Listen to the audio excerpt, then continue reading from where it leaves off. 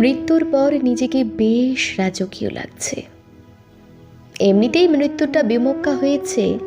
পাড়ার দুর্গাপুজোর ভাসান ছিল, শেষ সিঁড়িটা মিস করেছি। 42 তো যাবার বয়স নয়। বেরিয়ে এলাম জল থেকে। শরীর তুলছে অবশ্য অন্যরা। এখন ক্লাব ঘরে রাখা। বৌদি থম মেরে এক কোণে বসে আছে। সত্যিই কষ্ট পেয়েছে জানি। দাদা এখন ব্যস্ত। ক্রিকেট দেখতে বসে মিস করবে। হঠাৎ করে পাড়ার সবাই এমন ভিড় করে দেখছে যেন আমি কোনো সেলিব্রিটি, অথচ আমি কেউ নই। একসময় চুটিয়ে পাটি করেছি, আঁকার হাত ভালো ছিল, দেয়াল লিখেছি।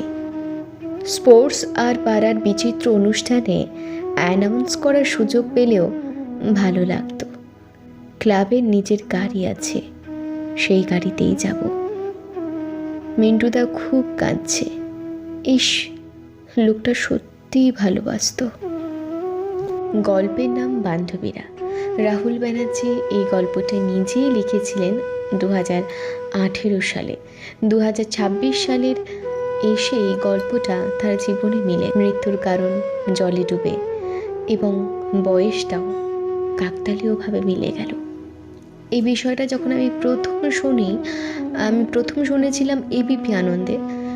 সব গল্প তো আর মানুষের পড়া হয় না, সব কিছু নিয়ে মানুষের ঘাঁটাও হয় না। যেহেতু এই বিষয়টা খুব ট্রেন্ডিং এবং আপনারা আমাকে রিকোয়েস্ট করেছেন এই বিষয়টা নিয়ে ভিডিও করার জন্য, সেহেতু আমি এই বিষয়টা নিয়ে যখন চর্চা করলাম, দেখলাম, যখন পড়লাম গল্পটা, সত্যি তার জীবনের সাথে মিলে গেল। তো ঘটনাটা সত্যি মানুষের চোখে লাগার মতন।